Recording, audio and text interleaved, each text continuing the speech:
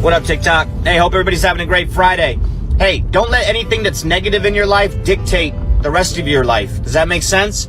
Hey, we all go through some hard times. We all go through some emotional stressors, maybe at work, maybe at home, whatever it may be. Don't let that dictate who you are and how you react to the rest of the things that life throws at you. Does that make sense? Like if you're feeling pissed off and angry all morning or all day, you're going to take that energy and you're going to present it to everybody else that surrounds you, your loved ones, your soldiers, whoever it may be. You're going to use that negative energy and it's just going to make everything worse. Try to be positive. Pick something positive in life that's going really well. Use that positive energy and let that dictate the rest of your day. We can harp on the negatives. We can harp on the bad things that are going on in life. It's not going to help us. It's not going to help us move forward. Stay strong, keep pushing, drive on. Happy Friday. What's up, Trash Talkers? Hitting you up this morning with a special promo on how to dress when you are doing PT in civilians, but you want everybody to know you're an Army. This comes from the Buddy Beckwith fashion design of how to work out. So first, you can notice the RI panties. Not Ranger panties, but Ranger instructor panties. The green socks, the knee brace for the old guys. Don't forget the M frames. Now the shirt, don't wear the Trash Talk shirt while you're running. This is just for the promo. You want to put on like an 80-second shirt or like your favorite airborne shirt so everybody knows that you're a veteran. That's the most important thing. And you start with this stretch. Buddy Beckwith taught me this one.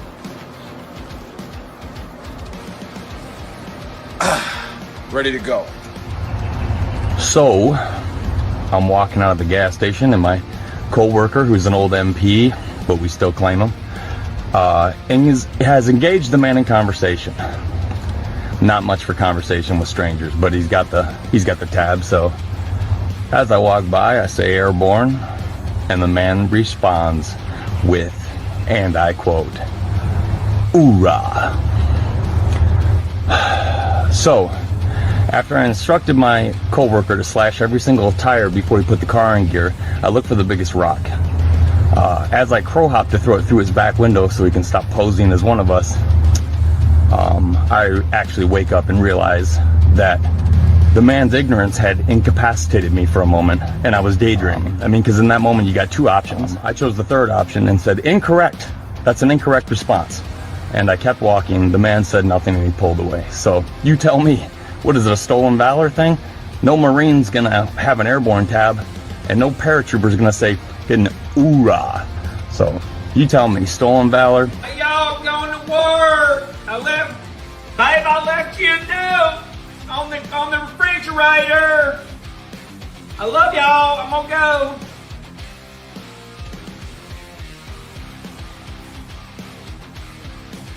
Hey, go get dressed. Get ready for school. You're doing great. We're just tooling around, tooling along. Shit! Bad guys! Stop!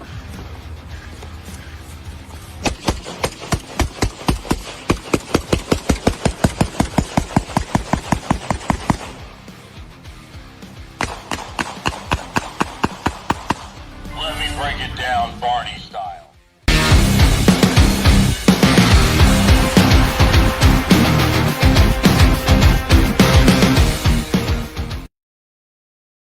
Families, enjoy the show. What's up, sports fans? Are you looking for a job? Do you want to change in careers? Do you want to own your own business? I got the answer for you. This show is brought to you by FleetTex. FleetTex is partnering with veterans with mechanical or electronic experience. FleetTex specializes in on-site deployment of GPS tracking equipment and cameras for fleet vehicles across our nation. Check out what they do at www.fleettex.com. Apply today. Currently targeting veterans living in Michigan, North Carolina, Pennsylvania, and Tennessee. Local work and travel opportunities may be available in other areas. FleetTex proudly supports our military, its service members, our veterans, and their families. Enjoy the show. This is the Veteran Trash Talk Hour, hosted by Nick, Dave, Joe, and Buddy. Real warriors warriors making fun of other real warriors. Try to not get triggered. Talkers, Gruntworks Nation, what's up? Hey, we're here with an early rendition of the Trash Talk Hour, and I think we're on episode like 102 or something like that. Dave couldn't make it. We have a busy weekend. I got my daughter and my wife's birthday Saturday, Sunday, and Dave's daughter is doing something like horseback riding or something like that for another party or something. It's just nuts.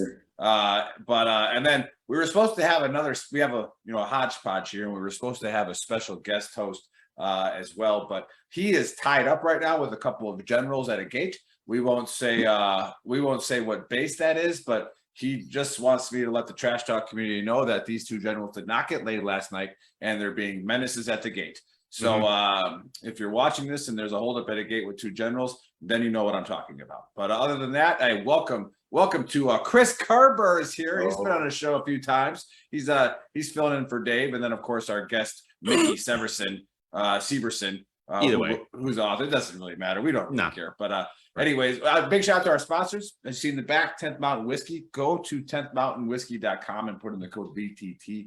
Get yourself a discount. And then Fleet Tex, you heard the ad. Seriously, guys, if you need a job, or girls, if you need a job, right, and you want to do some work, some good work, they're hiring veterans. All you got to do is go to fleettex.com and then make it happen. So, we got a fun crew today. We're gonna start off like we normally do with the conspiracy. We brought in, we fired Dave on this, and we brought in the expert. So this should be a pretty freaking solid conspiracy. So Chris, take it away. All right. So no tinfoil hat today, but I wanted to grace the show with my presence here. So we're gonna talk a little bit about something. As soon as I say the topic, it's already gonna take off from there. So who's heard of adrenochrome? All right, nope. Conspiracy? No, nope. Never heard of that. Nope. Okay. I thought we were. Nobody's heard of adrenochrome. Okay. Adrenochrome. No, so I'm gonna go with some type of adrenaline boosting. All right. So before I don't want to Epstein myself here, but I'm gonna let you know, adrenochrome is real as fuck, and it runs our world. So if you know about adrenochrome, I don't know, but TikTok tells me it's a real thing as well. So adrenochrome, right? It's got to be real. If it's on the internet, we're not even getting a TikTok. Nope. TikTok is usually pretty right. So right, me and my Proud Boys here, we know adrenochrome is real. What is it? Adrenochrome, it's disgusting. First off, all right. So adrenochrome is literally the blood that's secreted from a small child because they're scared to death of what's going on, and these satanics, they drink it. All right. So it's the fountain of youth, apparently. I don't know. Ask stem cells. So it's like it is stem cell. Yeah. So it's some like Old Testament Baal Astaroth type crap, right? Yeah. Okay. Yeah, I've heard of that. I've heard something about that. So yeah. The Illuminati. There you go. Yeah. Baal Astaroth. Old Testament stuff. Gotcha. So what's the conspiracy? So the conspiracy is that, that is, the people that run the show, the people that, put us into those wars, they do what they do.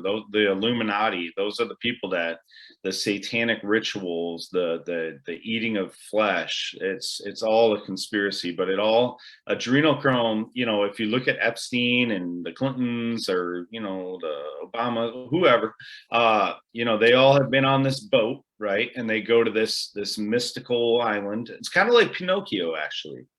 But they rode onto the boat to the Pleasure Island, the Epstein Island, Little St. George, and they scare the babies and they drink the blood. I don't know. That's what I've heard.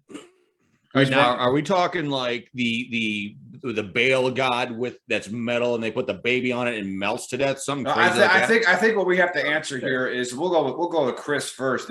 Chris, do you believe in the adrenochrome philosophy of the world elites drinking baby blood so that they can live forever and rule us? Does this exist? I do. Absolutely. We'll go with Chris because he's a guest host as well today. Our producer, the fake Asian in the background. What's your take on the elite drinking baby's blood?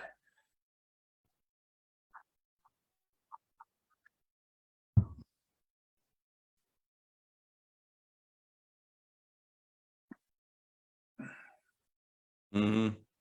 Okay, so you're on the fence. You don't really know. So it could exist, but probably not. Is that what you're going with?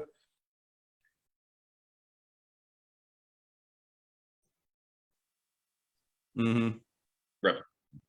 Like vampires.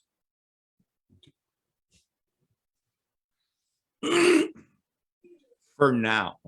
Well, do you think there's any correlation between these guys and then the alien vampires that we talked about before that, like that drink the cow's blood?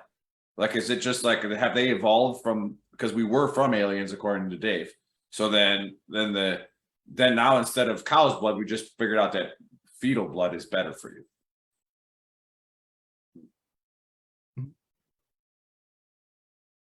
Yeah. Right.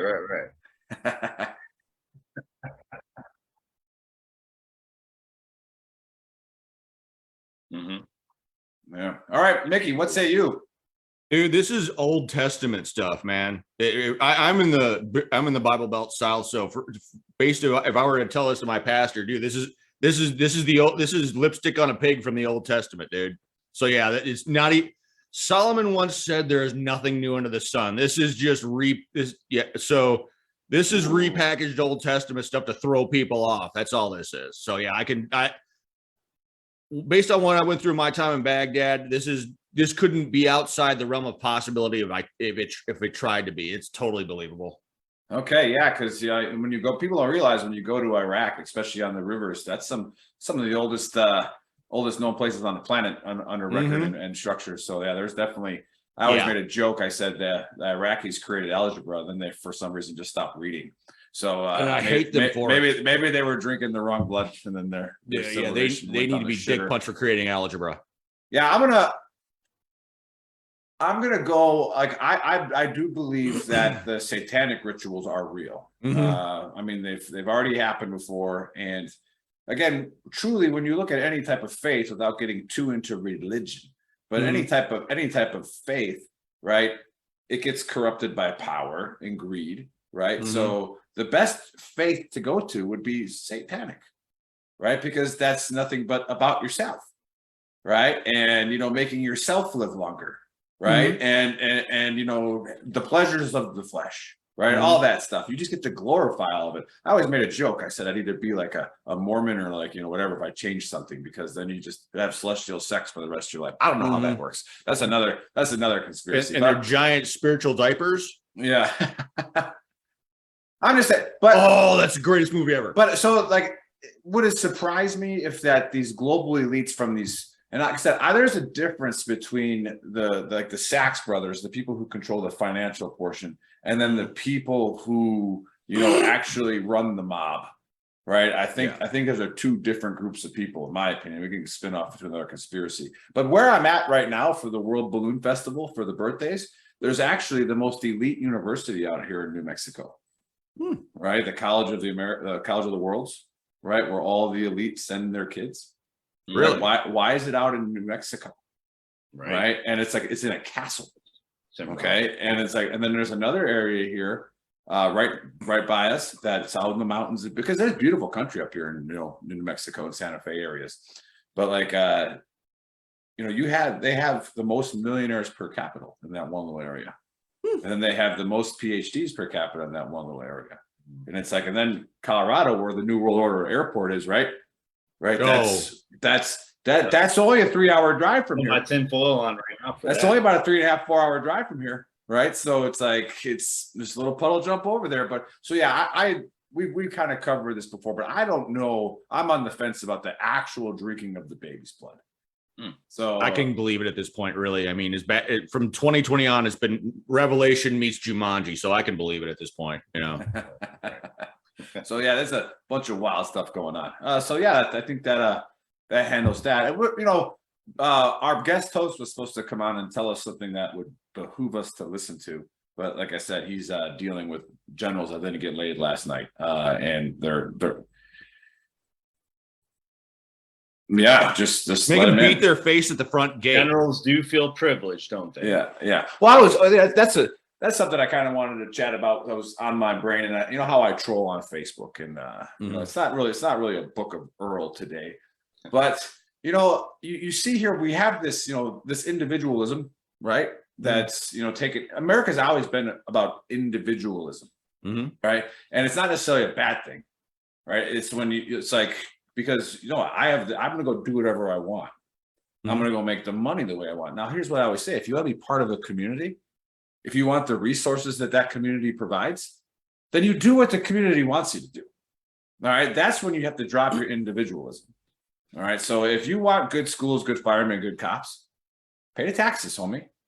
Right, like make sure they have a living wage. All right, you want to go live out in the woods? Go live out in the woods. Right, get off the grid. Then you don't got to worry about it. But here's where I get a little chappy with the veterans, and this, like I said, I'm on my little private, war with U.S.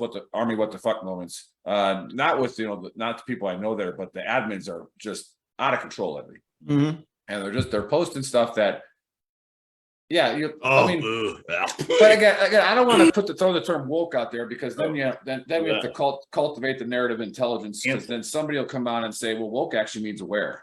And it's like, oh, here we go. Now we're spinning and talking about whatever. But so I'm just going to say, here comes the individualism on steroids in the military now, right? To where you actually have people who buy into this. Let's feel sorry for the general only officer latrine. All right. That was the picture that I started commenting on. Now, I'm going to bet you $1 bazillion that general did not have somebody put that sign up. It's Somebody was kissing his ass. some major kissing his ass, put it up there. And I guarantee you, if there's a Joe going in a general's bathroom where the general's headquarters is, it's probably like, his driver, or like the sharp rep, or somebody like that, like that, that's who hangs out in division headquarters, right? Like the dude probably works there. Commo guy. It might be his commo guy. Yeah, it might be his commo guy, right. Chaplain's assistant. I don't know. Right? So it's like, I'm sure the general's not going to be like, hey, get out of my bathroom. All right. So here's where the individualism takes over. Somebody actually writes on WW Moments, well, he's no better than anyone else. Yes, he is. Okay. He's a fucking general. Okay. Yeah. Do you have like 6 like master's degrees from like war colleges and stuff like that? This is where we start to destroy our army from within, when we start thinking that generals shouldn't be looking up and out. Okay. Up and out is what generals are supposed to be looking at. Right. Putting us are the ground fighters, putting us in the right spot at the right time to win the war. Right. That's their job. And yes, they're better at it than the average soldier. Okay. They're way better at it. And guess what? Their days never end. That's why they're at a gate right now yelling at somebody. Okay, those generals, and then until you get to like 4-star, that's when you have your big staffs where even your servants have servants, right? Like, but after that, that dude's traveling all day. His day starts at 3 a.m., probably ends at 1900, 2000. So if he needs 5 minutes to shower, guess what? He's more important than everybody fucking else in that room.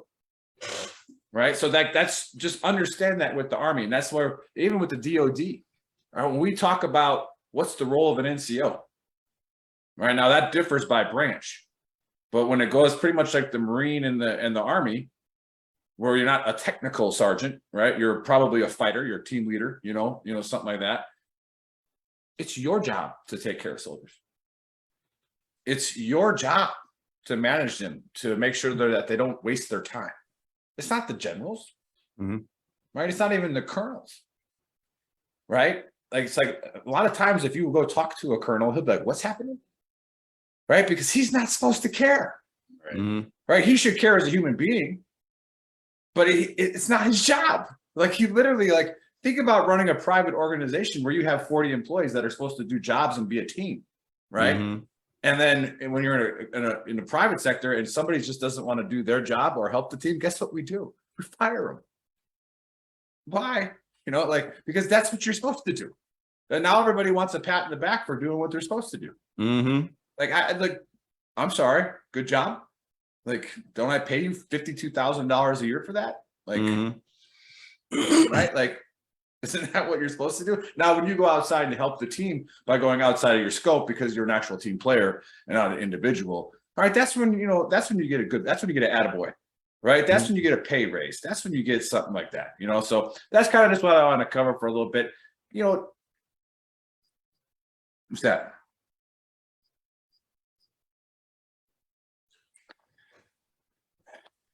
but what I'm going to say is Americans have always been individuals, right? And like it's kind of taught to us. And then when you get here's where the crazies come out on the left and the right, to where they think that they're free, but then they want to control everybody else. Mm-hmm. You know, and it's like, I'm glad you have that opinion. Is it okay that I have mine? Right. And you know, a far left or a far right person will just start, you know, they'll lose their shit. Like, Yeah. no, you're not allowed to have your own opinion. Mine's the one. Oh, okay. Yeah. Mm-hmm. So but yeah, that's what I got for today. That's off the cuff because somebody else was supposed to deliver the motivational speech of what the hell's going wrong with our society today. But what do you guys think about that? How about that? Here's a conspiracy. Are generals better than a staff sergeant? They're better at they might be better in their particular specialty for The military. yeah. It depends on how many stars we're talking about, Mhm. for sure. Now, if it was a warrant officer, I'd say no, you know, because a CW5, I actually saw one once out of the corner of my eye for like half a second. They're the best, period. Okay. I guarantee you a CW5 doesn't get out of bed for anything less than a 1-star. I'll bet money. Well, So- yeah. I mean, you got usually a lot in the fires units here. You got a CW5 works at the brigade fires. So like, you know, like that's usually somebody there like that. But let me maybe phrase it a different way. Not are they better? Because obviously I can be better than a general at a lot of things. But when it comes to the Army and strategic planning and time use of the day, whose time is more important? The general, yeah, we'll give you that. Yeah, absolutely.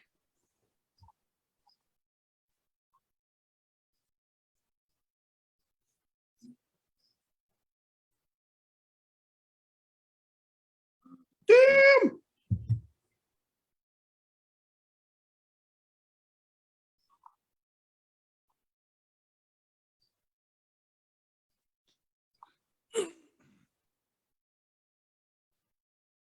Yeah, we got a lot of comments coming on here from one's from Elizabeth Smith, and she says with any rise in any organization comes with added perks. A general compared to a CEO is like yeah, like that's the boss, you know.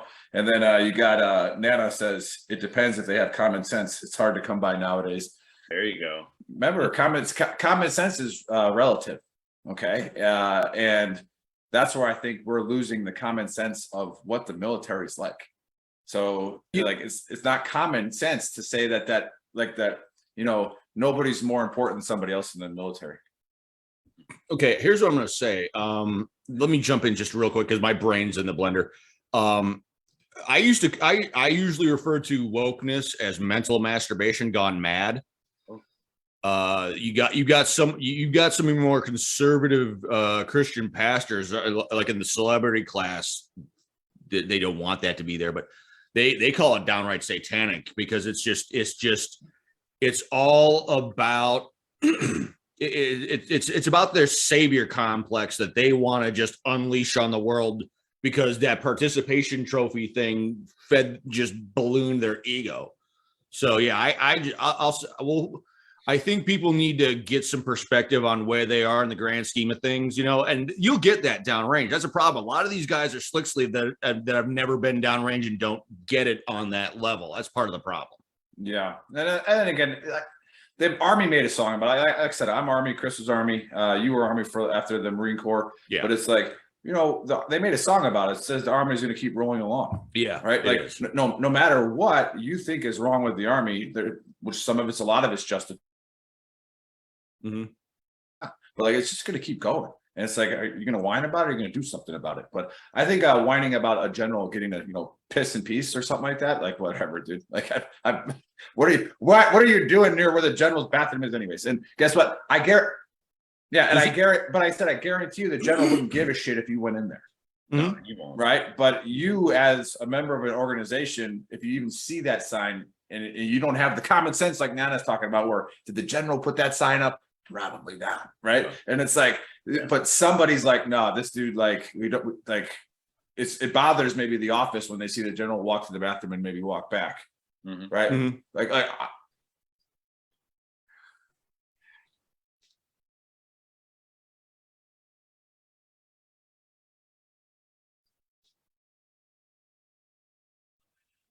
Well, right.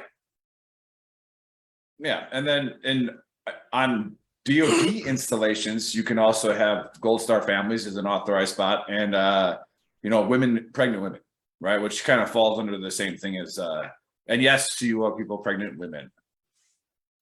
Okay, women. All right, but I'm going to use that. Is that right? But okay, Birthing persons. we don't need to get into that. But now I get the distinct pleasure of introducing our guest, which he's been a part of this community and page for a long time, and we love him for it. I think we banned him like 3 times. We brought him back on. He's been blocked. We reestablished his permissions because Mickey says whatever Mickey wants, and then he doesn't understand sometimes that as part of the whole community.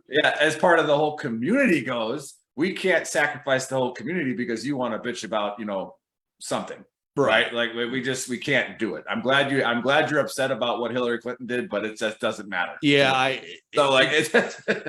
I'm beginning to think I've got impulse control issues. It's starting to scare me a little bit. No, like so we talk a little, like you heard, we talk a little bit of politics and wokeness on the show, but when it comes to the page, this may be a good plug for the page of Veteran Trash Talk. Yeah. Is, it exists to almost as like a veteran one-stop. Right. Yeah. But an actual one that's not a nonprofit that doesn't, employ 700 psychologists. It actually is like when you come there and say, I'm having a bad day, right? The community is supposed to help. Yeah. Right. The community, like, it's amazing when somebody says, hey, anybody live in Montana? And I'm like, I don't know anybody that lives in Montana. Now I know like 7.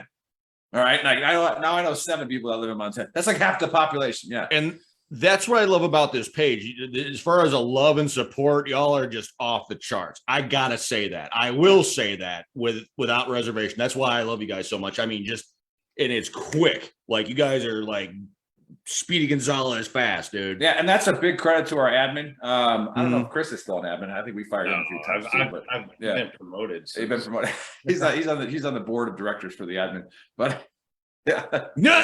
Right. No, big shout out to all of our admin and moderators. They do great stuff. And you got like VTT's OE254, you got VTT's Pacific Tita, you got Voice of Reason, which she's probably not gonna be happy about some of my comments earlier, but oh well. And then sorry, Letha. But and then we we got Kevin. All right, Kevin's a wild card. We don't ever know what he's thinking, but he does a lot of great things. We got Cliff. Yeah, we got VTT's mental health warrior and Cliff. We got all these guys that do all these great things. And and again, so just like we talk about with making the general's day hard, if like when you message all the admin about why you don't like how our page runs, it's like we just go, give a fuck what you think.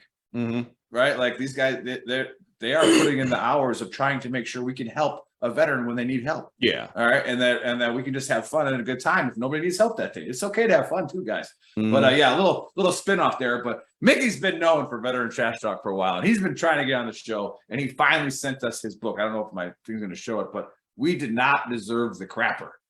All right. And it's because I'm in school right now, I didn't get to read the whole book before the show, but I got about 6 chapters done. Okay, that's good. And then in between. So there's a lot of good stuff. In fact, the way you drank your first beer is exactly the way I drank my first beer. The exact same way. So Mickey was a Marine, and now we get to say a former Marine because he switched over to the Army.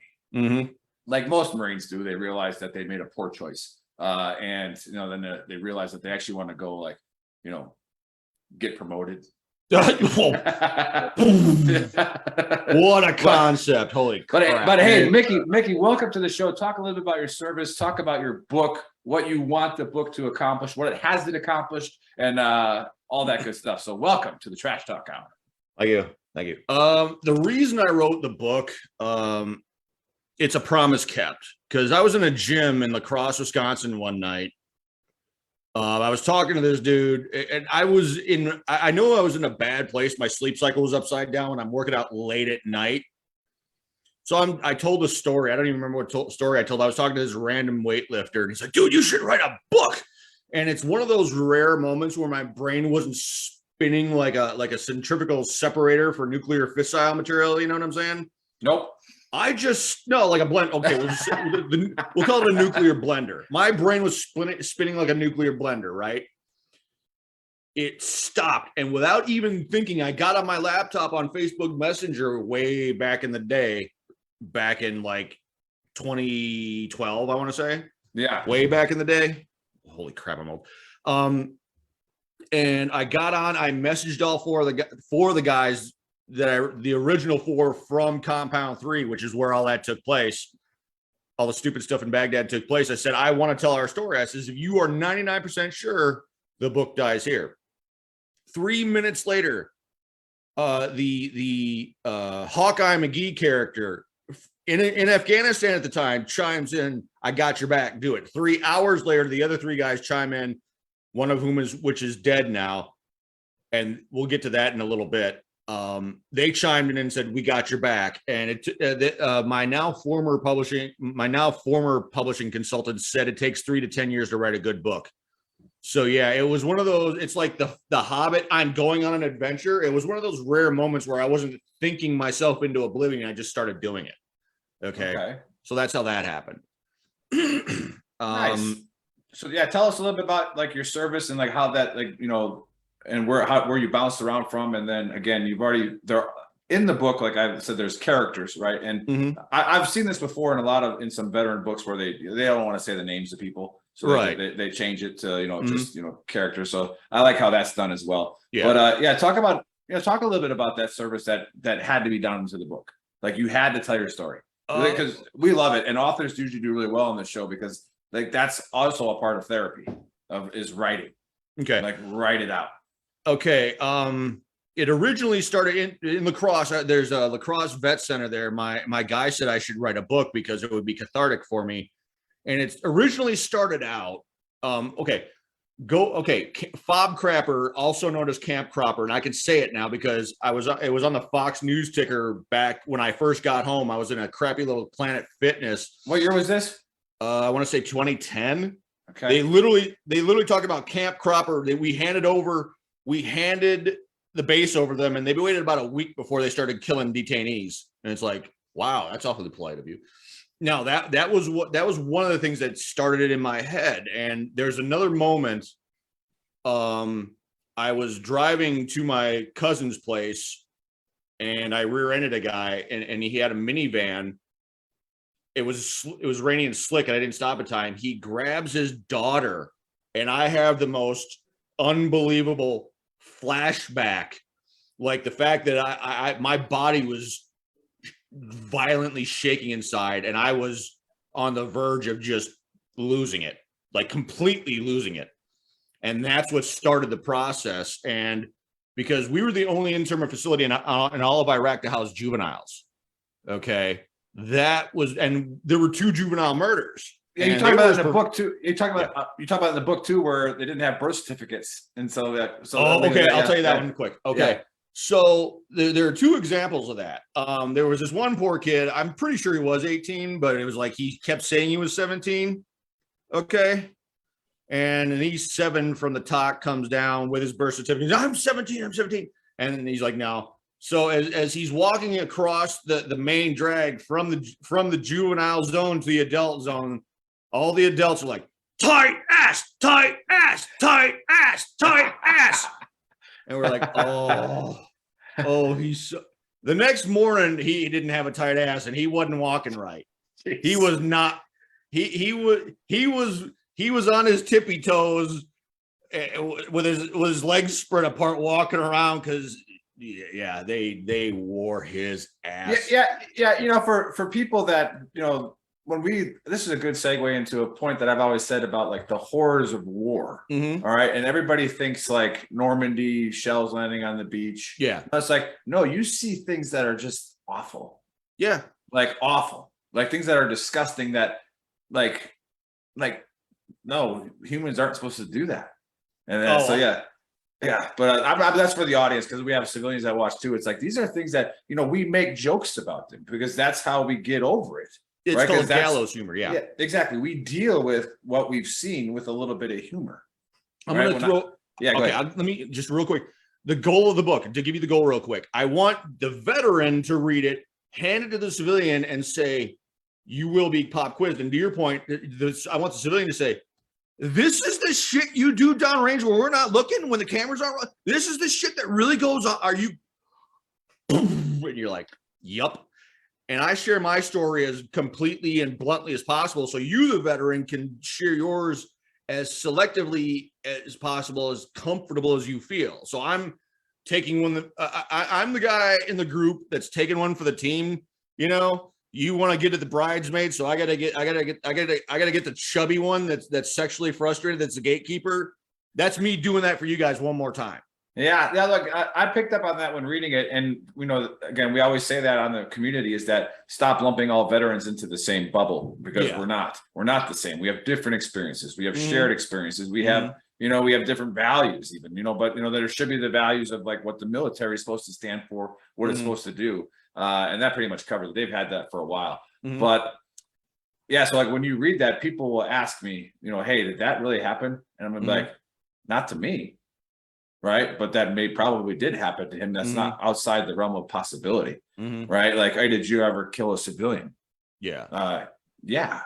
And it really sucked, and like, because nobody really wants to do that. There are sick people on this planet that do want to do that. But like, that's nah, man. Like, so sometimes it happens, sometimes it doesn't. So for the civilians watching, that's exactly what he's saying. Is that's a good idea with all the veteran books that we bring on here, is like, read it and then go ask your buddy, your neighbor, it's like, hey, is this real?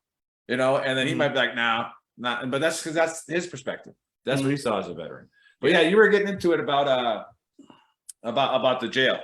Yeah. Okay. Yeah. So the thing about that was a combination transition prison and minimum security prison. They were transferring. One of my guys that I randomly met, he was a prison guard down in Buca. So that was one of the big prisons. This was a transition and a minimum security prison. So you'd either go to Buca down south, and there was a prison up somewhere up north near Iran. I didn't really know. I knew the two primary prisons I knew about was Camp Cropper and Buca.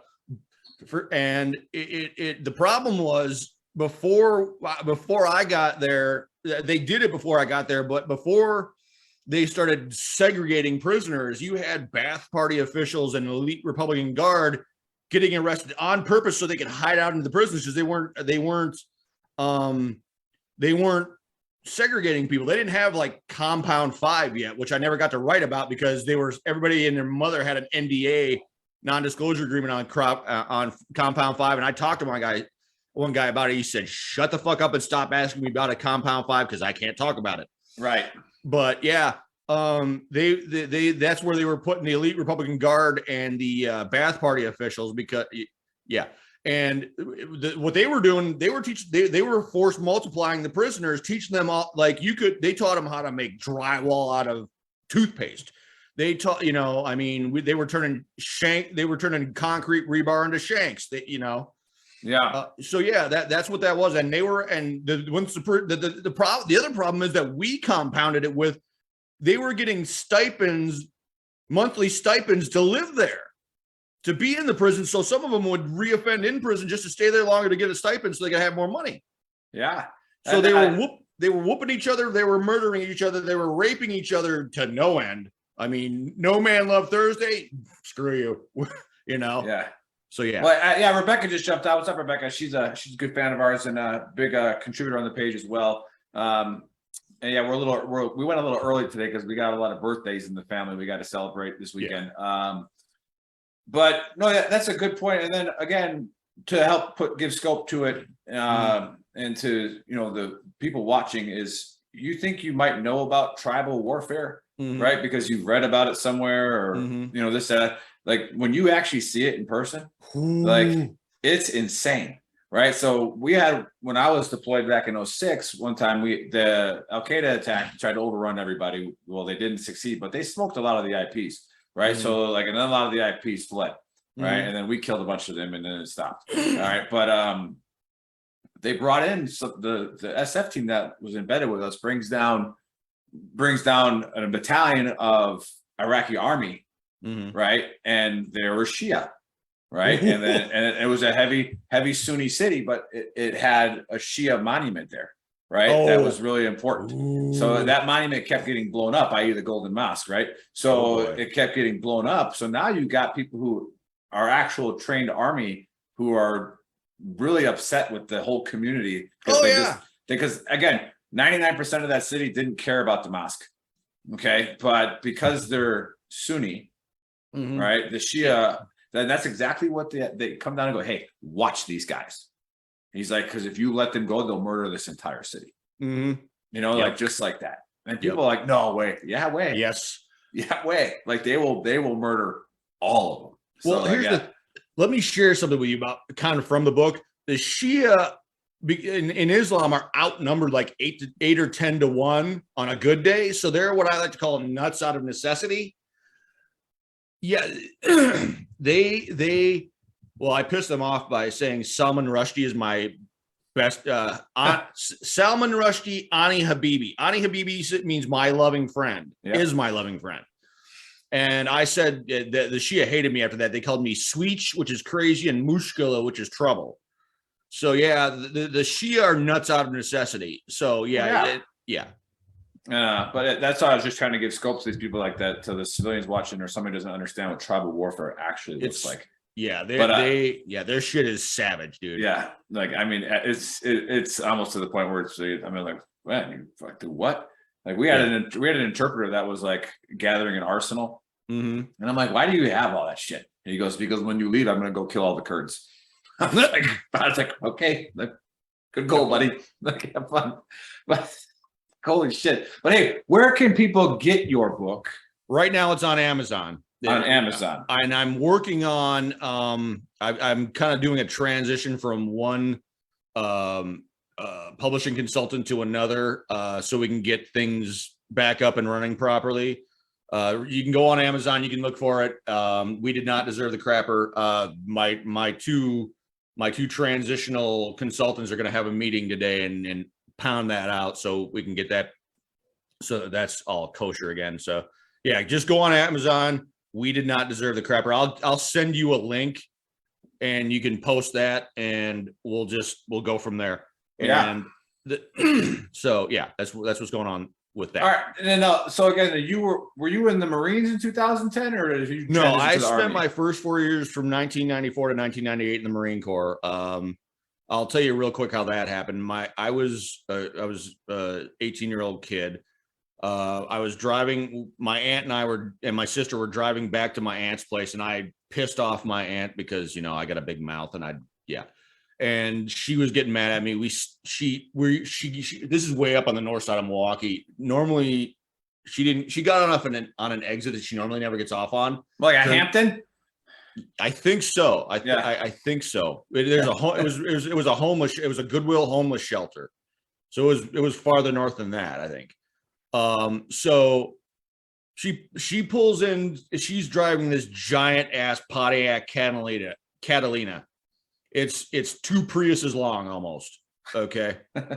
She pulls in and the trunk is big enough to hold an entire fire team, like jocked up fire team, and she grabs my box of stuff. She walks in and she throws it on the floor, and she's in front of the desk. She goes to sign me in.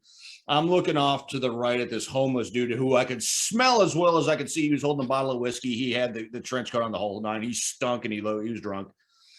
And it was a combination of BO and whiskey, So my aunt says to me, she says, it's either this or the United States military. I look at him, I look at her, I look back at him, and I said, fuck that. I'm not going out that way. I'm not going to the military. You guys having a great time. He's drunk at 9 a.m. Exactly. No shit. Yeah, I'll go find him. I'll go find him. Anyways, yeah. So when I chose the Marine Corps, because I was only getting a GED because my brain spins all the time and I can't focus to save my life sometimes. She said, you know what? I figured you'd be dumb enough to pick the hardest one. So, and then I got out of the Marine Corps in 98 simply because, the Marine Infantry Division is like a black hole. It just sucks you in. It's like a roach motel. You get in, but you don't get out. And it's like, I want to get promoted. I want to be a legit technician. So I joined the Army in the National Guard, where young Marine motivation goes to die horribly. Then I joined the reserves. in 2001, and that's where I got both of my deployments in. Yeah, so not so much a weekend a month, huh? Yeah, like Yeah, I can finally get the 1 weekend a month my ass T-shirt. So yeah, there you go. Yeah, Well, there you go. We came up with that already. We got I got your 6 1 weekend a month. So like, there you go. And do a variation 1 weekend a month my ass GWAT or something like that. That'd be cool. Yeah, But for sure. Yeah, the thing about my military service, I was raised by a Vietnam vet, and I always repressed myself personally and professionally because he would have flashbacks, and I'm like, that's in me. I have to control that, and I really didn't develop myself professionally because I'd probably be cursing people out and standing in the process of standing up for myself, like I was fighting my father all over again. So that's one of my big regrets, is not developing myself professionally. I was a career E4 Mafia member and a technician. I was content in that little space, and I should have not been so content. So there you go. Yeah, there you go. But all right. Also, tell us about the Wyatt Earp of Buka. Yeah, I met him in La Crosse, Wisconsin. He is one of the reasons I am so protective of my guys. When I say protective, I mean, you remember that bear that consumed 88 pounds of coke? Yeah. That's me when protecting my guys, because I'm literally interviewing this guy on a couch in La Crosse, Wisconsin for his story. Okay. He was a prison guard, and he pissed off Saddam Hussein's nephew who was in that prison. Okay. There's this Fanta drink. Saddam's nephew wanted the Fanta. Oh, ladies, you're going to learn a beautiful lesson about tasers and the large intestine here in a second. You'll love this. So he's got his Fanta. Saddam's nephew wants his Fanta. My guy, Wyatt, says, no, fuck you. This is mine. So they squabble over it. The LT actually takes Saddam's side, and that bitch he needs a beating. He needs a come to Jesus wall-to-wall counseling moment. So Wyatt Earp says no. They start scuffling. His assistant Money Mike almost jumps in until Wyatt tases Saddam's nephew. So he tases him with the wires, gets him on the ground, yanks. He lets go of the trigger, pulls off the tip with the extensions, dry tases him directly. Fun fact, if you dry tase someone continuously for 18 seconds, they will shit themselves. It's going to happen. So he dry tases him until he shits himself. And he is forced to give the Fanta to Saddam's nephew, but after he shits himself. And what happens is he goes and he gets his Fanta. The next part of the story involves the Wahhabis. Now, the Wahhabis and the Salafi are the ruling class of the Sunni side of the House of Islam. They have one minor disagreement about one sheikh. Other than that, they march in spiritual, religious lockstep without problem. Al Qaeda won't fuck with the Wahhabis. That's how hardcore they are. Yeah. Yeah. So, Buka was built on the prison that is Buka was built on a landfill. So if you want something and you don't know where to get it, you just start digging until you find it. AKs, grenades, RPGs, you name it, just start digging. So what they did this is no joke. They would keep an eye on one guard and just monitor him. Dude ultimately fell asleep, and he was yanked out of country after that. Because what happened was they made a gravestone and they dug up the dirt in front of it to simulate that it was a grave. And they had individual guards' names. Wyatt's was on there. It was one of his names. And they wait for the guy to come up on the catwalk. They point to him. They point to the grave and they go like this with a throat slitting slap. Another LT was watching this in his binoculars. And he hands the binos to Wyatt, and he says, "Dude, you might want to take a look at this." Wyatt's name was on one of the grave markers. That when the process of telling that story, that's the moment he almost had a panic attack. And I'm like, "Oh my shit, he's gonna PTSD the house." Okay, that's why I'm protective of him And that's why when I would collaborate with people and collaborate with potential publishers, I was the bear who consumed 88 pounds of crack. I would say to them, you can touch this part of the book, but you can't touch this part of the book. You cannot do any heavy editing and content. And that's what cost me a lot of publishers, because they would want to screw with content as much as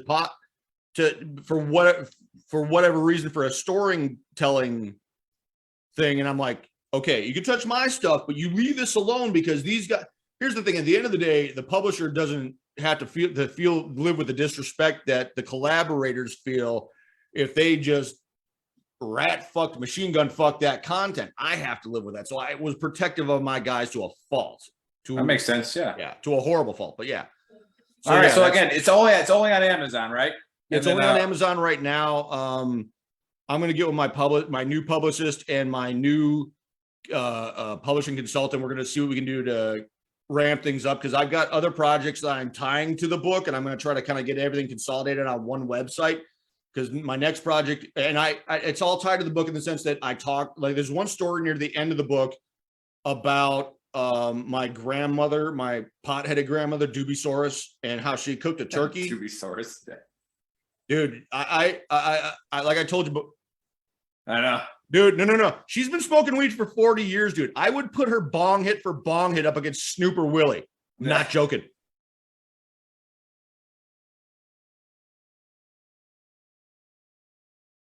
Yeah, I was a unicorn. So, yeah. Wow. You got Nick, I love you, but she'd smoke you under the table. Oh, I bet. Yeah. So, I wasn't walking around blazed all day, but I still had a job to do. Yeah, she's been smoking for 40 damn years, but man, she could cook. And is that, and my grandfather, my dad's side of the family, who was the biggest dick I ever met in my life. He made me eat Brussels sprouts, and they were nasty as shit. For some reason, I decided I could do better, and I did better. And I learned how to cook food in a watermelon on YouTube one night, and I mentioned some of this stuff in the book, and I'm kind of linking things together so I can give this to the veteran community and say, here, take this, run with this, use this. What I want is a veteran like you reading the book, the wife to get a hold of it and say, and your excuse to not go to therapy is what? This dude just unloaded his whole soul. He's as fucked in the head as you, if not worse, and he's still doing this, and he's still trying. I want it to be to where it's like, oh, dude, okay, I have no excuse. I'll call the vet center and start and schedule an appointment. I mean, I'm at a point where they've got me doing that transcranial magnet therapy because the counseling just isn't working. So yeah, I'm getting help. And if I can get the veteran community to set to the point where like, I literally have no excuse to not get help now, because this dude just went all the way off the deep end and basically chronicled it. And I want the spouse to read it and be like, call the vet center right now. Your ass is going to therapy. You have no excuse. So yeah, that's a good point. I did that book Earl last show about, going to therapy, and I don't care how tough you are, what your MOS was, I mean, I can compare ERBs with a lot of people who think that they got but again,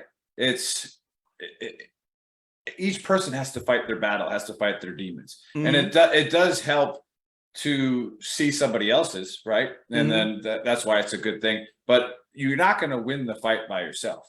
No. That's what Veteran Trash Talk's all about is, but then again, going back to how I started the show out is, don't think that your problem is above reproach, or that nobody else can help you with it, that nobody else understands you, right? Like, I might not have had the same experiences as you in Iraq or Afghanistan, but I had issues in Iraq and Afghanistan. They're not the same as yours, but they are issues, right? So yeah, go to Amazon, go to We Did Not Deserve the Crapper. Again, we promote veteran-owned businesses here, authors, nonprofits, for-profits, doesn't matter. If you just want to come on and tell your story as a squad, all right, or a fire team, that's what we're here for. And we do it for free, all right? And the karma's going to come. However, we do have great partners. All right, our partners like 10th Mountain Whiskey, they're with us every step of the way. Every event that we go speak at, they show up, right? When we were doing the Warrior Ride with Ultimate Sacrifice Foundation, they showed up, right? And then they were helping people out. Then we got Fleet Techs. Well, I was in New York. So gave a speech in Rye, and we raised over $90,000 for the Ultimate Sacrifice Foundation. And it was a great time. And 10th Mountain showed up, right? And they were handing out bourbon, and that also helps people give money out because they get a little buzzed up. No, it was they're really good partners. And then Fleet Tex as well. Fleet Tex, they sponsor our fight show, and now they're partners with All Veteran Trash Talk, and they just want to hire veterans. So go to fleettex.com. All right. And let's give Chris the last word. But again, go on Amazon. We did not deserve the crapper. Check out our stores, gruntworksclothing.com and shop.veterantrashtalk.com. All those things. Glad to have you on this Saturday, Mickey. It was a blast. I can't wait to finish your book. Again, it's a little raw, but then read it with emotional intelligence to the point where it's not your story, it's his. Okay, so just read it. Here's what I'm going to say. I gotta get this out. I really need to get this out. I had a sweet little old church lady read my book. She got past she says, once you get past the first 100 to 150 pages, she literally called it easy reading. But it's like, here's the thing. Here's what I'm doing. Yeah, I made it simple enough for a crayon eating Marine to read. Okay. Right. Yeah, you got no excuses at this point. Here's what I'm going to say. I'm going to mention my other projects that I linked to this. The cookbook, and again, it's easy enough to read for a crayon eating Marine to read and use. I made it that damn simple. I'm making it that damn simple, and I'm going to get a chef to help me write it to class it up from prison comfort food to gourmet 5-star gourmet shit. You know, I'm doing what I will simply refer to as a hybrid brick oven smoker that I got one of my guys from Baghdad that I served with that's in the book is helping me because he's an engineer design it to where we can take it. I can take it to a fabricator and build a prototype. We're building we're about to be into the prototype building stage here pretty soon, hopefully by Thanksgiving. I'm doing those two things, and I'm also going to do a writer's guide to help veterans and first responders and all that write their stories like I wrote mine. That'd be cool. And it's from a mindfulness standpoint. It's like ABS. You know, you build pressure, you hold, and then you degrade to avoid spinning out. I'm going to help you either avoid the writer's block or get through the writer's block to get because okay, your brain is like an old school. Oh, you know what? I'll do you one better. Okay. This is an old as dirt scan tool. Okay. You got to get the information from your brain into the scan tool so somebody can use it, right? Well, my goal for the writer's guide is to make the content as raw and complete as possible from your brain to the scan tool so you can use as much of it as possible. Because here's the thing, when I interviewed all my guys, they will tell you the same thing. I told them, when you interview somebody, you can not only not censor them, you have to actively discourage them from censoring themselves to literally tell them you don't have any right to say what is or is not applicable, what does or does not apply as far as the story is concerned. I the editor, the author and all that, and I'll have my editor help I decide that your only job is to barf up the entirety of your scarred veteran's soul, and I help you arrange what is it. You see what I'm saying? Yeah, so that's what I'm going to help the veteran do. All right. No, we look forward to that. So let us know when you're done with that. But we got birthdays to go celebrate. So right, Chris, close us out.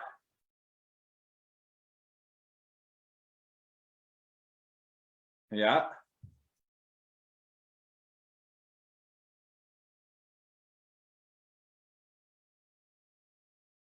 Dude, thank you.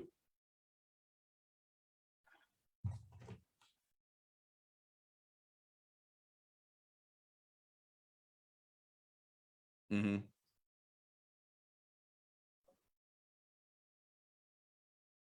Mm-hmm. Mm-hmm.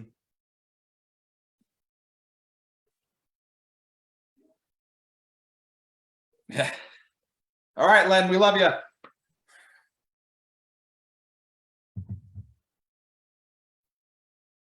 What's up, sports fans? Are you looking for a job? Do you want to change in careers? Do you want to own your own business? I got the answer for you. This show is brought to you by FleetTex.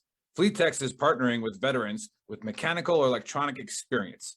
FleetTex specializes in on-site deployment of GPS tracking equipment and cameras for fleet vehicles across our nation. Check out what they do at www.fleettex.com. Apply today. Currently targeting veterans living in Michigan, North Carolina, Pennsylvania, and Tennessee. Local work and travel opportunities may be available in other areas.